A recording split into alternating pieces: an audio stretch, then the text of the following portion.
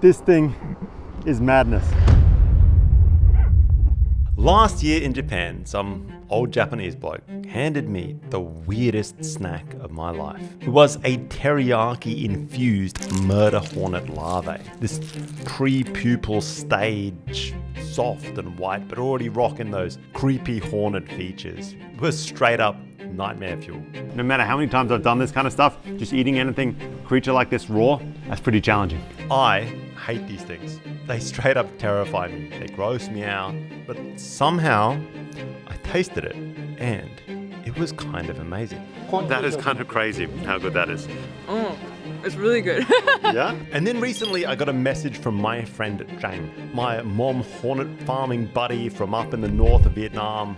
And it seemed that they'd been scaling up. He told me they'd innovate, that these weren't just backyard hives anymore. They'd been building mega structures, living fortresses crawling with hornets the size of my thumb. Whole colonies engineered and fed to be bigger, meaner, and apparently tastier. Supposedly they developed new recipes, wild stuff that was just gonna blow my mind and finally have me coming around and join them in hornet taste appreciation. It was time to hunt murder hornets once again. Yo! Yo! We are back in the north doing one of my, I don't know if favorite's a stretch, but I mean, it's a life experience that I've lived once and I may as well live again, especially considering I've invested in the kind of crazy and expensive gear. Kung is behind me. He is probably one of the more hardcore sort of Vietnamese bushmen out there. I mean, check out his channel for some of the most insane shit you have ever seen.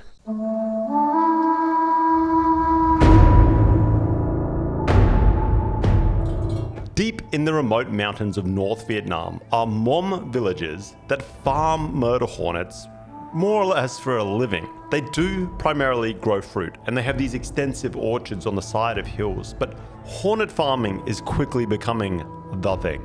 Alright guys, we got these Quam what? We link up at a little shed perched on the steep slopes of these Hmong apple orchards, and one by one, the hornet farmers just start rolling in. These guys are chowing down on apples over there. We're gonna suit up and get ready to roll. Let's go. Digging out a nest like this isn't a solo job. It takes a whole crew.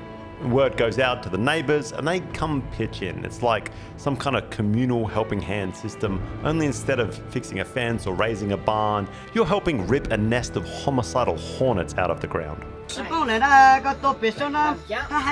There you go. For you guys who didn't think these guys were Hmong. You Vietnamese people understand any of that? Because I don't. We're loading up the fans. We're kind of checking. The batteries were charged last night. If you don't have a battery in these things, trust me, it's mainly about the air, not the heat. There's just real hard to get oxygen into this stuff, and they genuinely like puff up. I usually kill the fan on my face so that you guys can get audio and suffer. Appreciate it, please. Boom! That's for the audio. Suiting up is no joke. It's thick, heavy canvas. There's double zippers for backup. There's thick visors, fans pumping air in so you can actually breathe. Bro, it's legit so hard.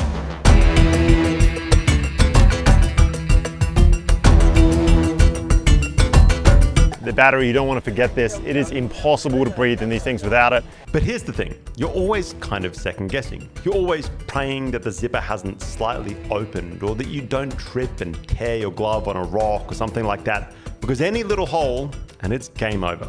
These guys tell me once one hornet finds a rip, a hole, then they all do. They swarm. It's the hive mind. Cameraman Huang, he didn't know what he was signing up for. Cái này chó cắn chắc cũng không rách đâu. Chó cắn được ạ. Alright guys, I think I'm finally fully suited up. Honestly, I can't hear shit with the fan in here, but hopefully you can hear me. And then we move.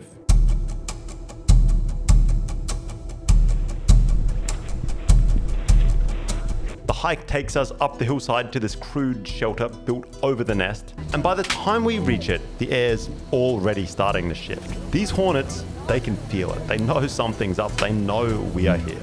We've got the scales ready, sitting over there.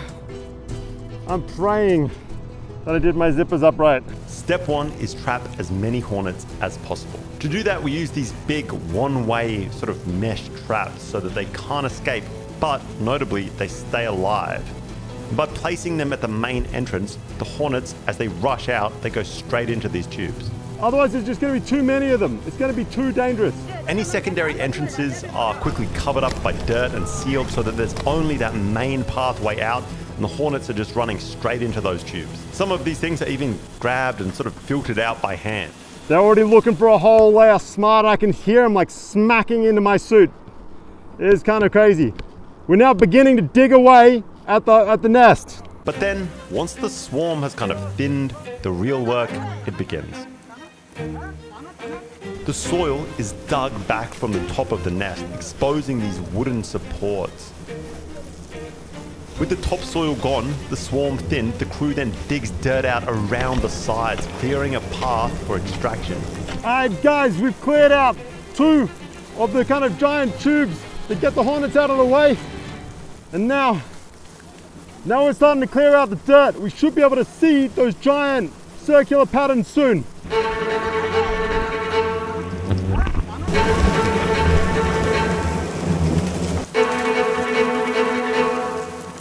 And it slowly appears, this monstrous body of layered hive comb, revealed one sheet at a time.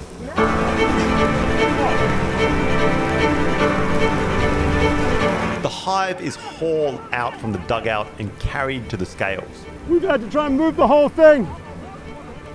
That's a 200 kilo nest. We just tried to deadlift out our thing, and now's the reveal. The whole nest is bound for a Chinese buyer just over the border. And these larvae, they don't come cheap. Time to weigh up.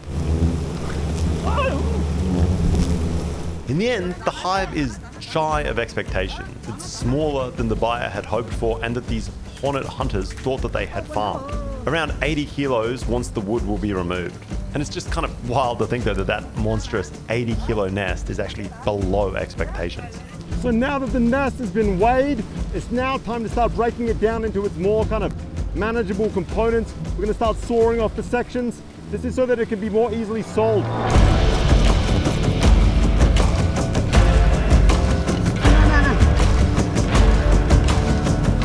These guys use the hooked knives to slice between the rows of larvae and dead comb, and they break the hive up into manageable chunks of pure white writhing value, just ready to be hauled out. These sort of layers of honeycomb have sticks running through them, sort of vertical shafts that have been put in place so that these hornets can build their nests. They need to be carefully hacked out. Then out come the saws, biting under the comb to shear it loose. This enables entire layers of the hive to be split away, just ready to be carried off in big slabs. And while it might look gnarly, these giant larvae are a real premium up here. They sell for around $25 a kilo. That's a lot, just anywhere. These things really are huge. This guy was trying to bite straight through my glove. I ripped through one of them. It's kind of crazy. You can see just how gnarly that is. And those mandibles, they are mean. You really do need these suits. Anything else, you're going to be in real trouble. But a full year goes into growing a nest of this size, and it's only really available at this time of year. So every chunk is handled with extreme care to maintain the value. Once we've taken what we need of the hive, around about 2/3 of it, and it's cut up and carried off, it's then time to rebuild. All right, so what's happening now is they're re-digging in the sides of the nest because we're about to put this giant nest back in place. Just this asbestos roof and a giant hole. If you want to become a hornet farmer, that's pretty much all you need. The first step is to dig out any collapsed walls and just kind of clean the pit up once again. The remaining nest is then carried back in place. Floorboards are laid down, covering any gaps, patching any holes, and then the dirt gets shoveled back on top. And it's crazy. It's almost as if these hornets knew as soon as the wood was back in place. I mean, they came rushing right in to get back in that entrance. It really makes you kind of question like intelligence in general. Like, how do these creatures build something like that? How do they know once the entrance has been put back in place? Crazy. At the very center of the hive is a small wooden box. It's the queen cage. This is where it all started. The queen was once hand caught and then fed by hand for months. Laying the first cells, she built this entire monster, one hexagon at a time. It all started in this one little box. And this is what they're going to use of the year to catch the queen bees. So they're going to trek into the jungle. They're going to lure them in with like a piece of chicken or something on the end of a stick. They're going to catch them, and then they're going to store them in these things. They can sell these queen hornets for 500,000 dom for one queen. It's like $25 for one, so that's pretty good money. So earlier in the year, a lot of what they're doing is just catching them, putting them in these things, and selling them. And now comes the hike out. We've really pissed off these hornets, and you don't dare peel these suits off now until you're at least a couple of kilometers away from the nest.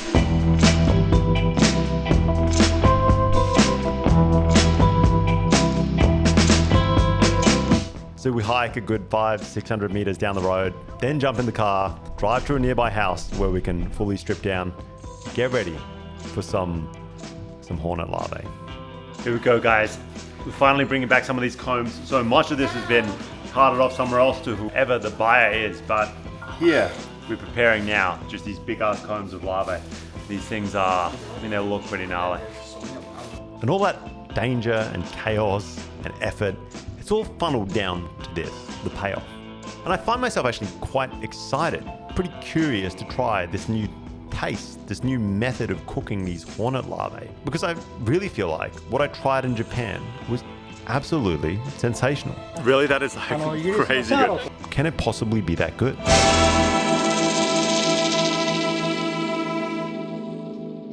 Maybe you guys can even hear, once again, this kind of crazy, creepy scratching sound that these guys make.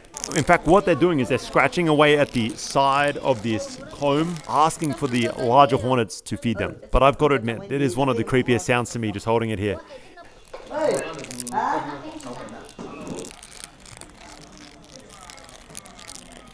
It begins pretty simply. The larvae must be pulled out and sorted into each kind of stage of larvae separately. You see, each of the larvae forms has a very unique taste, and they deserve a different cooking method. We've got the kind of like alien forms. We have the 2 bowls of larvae, and then we've got just like fully grown monsters. It's not the most delicious looking food. Even once these things are dead, they can still get their revenge on you. Trust me. Oh wow, bro. Alright, that did not go that well. Wow guys, look at the size of this thing. That is crazy. Bọn ông nó chết rồi, nhưng mà nó vẫn đốt mình này, rất là đau luôn. So he just said that even though it's dead, this was still able to sting him, and you can see why. I mean, that is like a giant pincer, not pincer, stinger.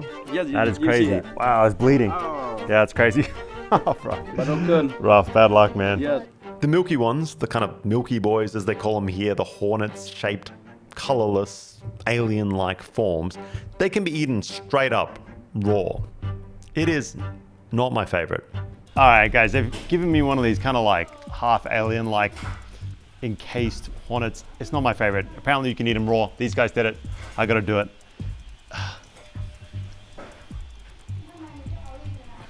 Very good. It is, Same milk.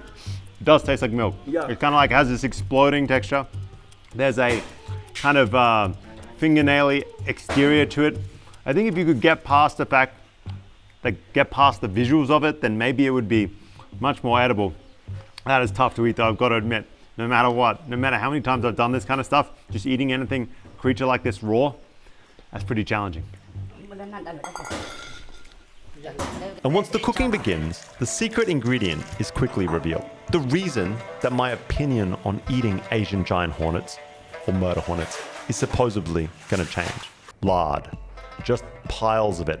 Home rendered, sitting in a pan right by the fire. And these guys, they don't hold back. They're shoveling whole spoonfuls of this stuff straight into the skillet. These hornets are basically gonna shallow fry in pig fat. The mostly formed hornets get a quick coating in MSG or salt before diving straight back into that hot, bubbling lard.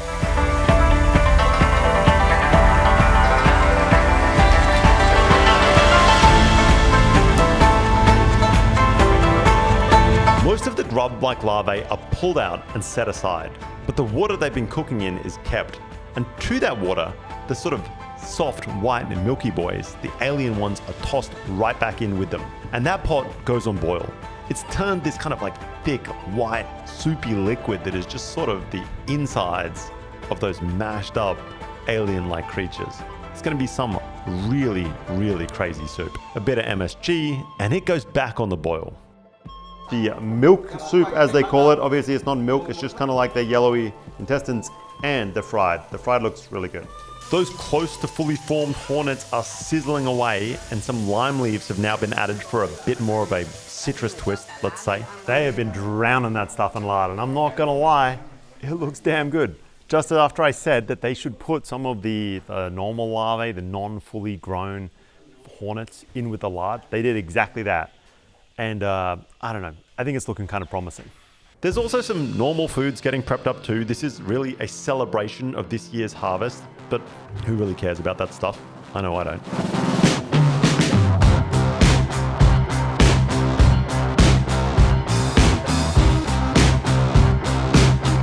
Here we go. So we have like 3 different kinds of murder hornet in front of us. We have the kind of like fried and fat larvae. I think those look to me the most palatable. We then have 2 that are going to push my limits. We kind of have the fully carapaced exoskeleton, whatever the right word is, murder hornets.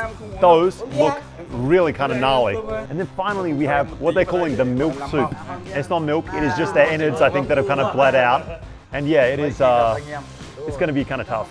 There's like the full scene going on around me. I've never seen beer poured into a bowl like that before, but I mean, imagine that's the best way to drink beer.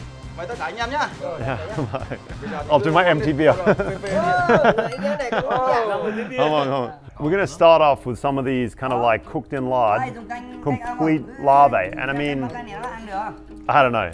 It's not that any of this is all that appetizing, but these I think are the easiest at this stage. They have been cooked, so it can't be any harder than the live ones I've eaten before. I'm eating it with a bit of rice. Don't know if that's a good or bad idea. This time we're hoping for that bacon-like flavor. We certainly get a little bit of that bacon-like smell from that lard. And I swear, I'm not lying at all. That is genuinely really good. It has kind of like a much more of a bite to it now that it's been cooked. It's not just like an explosion or gush in your mouth. And it has just a real creamy bacon flavor. That, it's like sacks of bacon. I'm not lying, I swear to God, that is genuinely really, really freaking good. That's amazing. Here we go. A fully kind of like enclosed hornet. It looks, I mean, yeah, it looks really kind of gnarly, I'm not gonna lie. It also has been given the bacon treatment. It smells bacony, which has got to help. It's been cooked with lime leaves as well. A lot of MSG. Oh, there's a crunch, a real crunch. An explosion, which you didn't get from the larvae. And these cook for a lot longer. And then you get that kind of fingernaily aftertaste, and that's always tough to deal with. That kind of carapace that is on these creatures, it's just an off-putting flavor, you know what I mean? I peel my prawns, even though I live in Vietnam. It's just, imagine eating a prawn and not peeling it. That's almost the exact kind of feeling you're gonna get. But again, I think that this whole cook and lard idea, I can get down with, because once again, that's pretty palatable. All right guys, last one I'm going for. This is kind of like a soup of just kind of like those alien half-formed variants. They've gone real soft at this point. They called it a milk soup, if you can believe it. There ain't no milk in this, that's for damn sure. This is just kind of like the guts that have come out of it. I'm gonna give it a sip right away first. Wow, it's really bitter. They've mixed in some kind of bitter herb that maybe I missed. I did not expect that. I was not expecting it. Let's get this clean body. Let's get one of the larvae. Again, it's taken on more of a meaty flavor now. There's some kind of bitterness that's gone on. It is more edible than the raw form, that is for damn sure, but that is not my favorite. If you're out there trying to eat murder hornets, I'd go straight for either the larvae or these kind of like giant variants over there. That's the way to go. There you go, guys. Murder hornet. It's better than you'd think.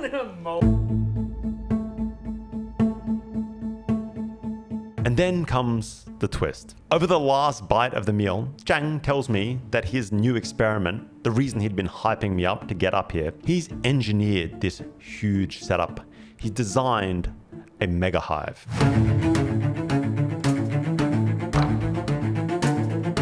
It is a beast. 12 hives all formed together into one mega-hive. 500 kilos, maybe more. I mean, there's 12 nests. The nest down the end is so big that it's spewing out the top. There's this huge sort of plumbed in level of sugar water that constantly feeds them. It is massive. I've never seen anything like this. What a crazy, crazy hive. And I have just so many questions. How does this even work? How do the queens not just kill each other? How do they feed that many hornets? Who's buying 2,000 kilos of hornet larvae? And I guess there's only one way to find out. I think we got to come back for part 2.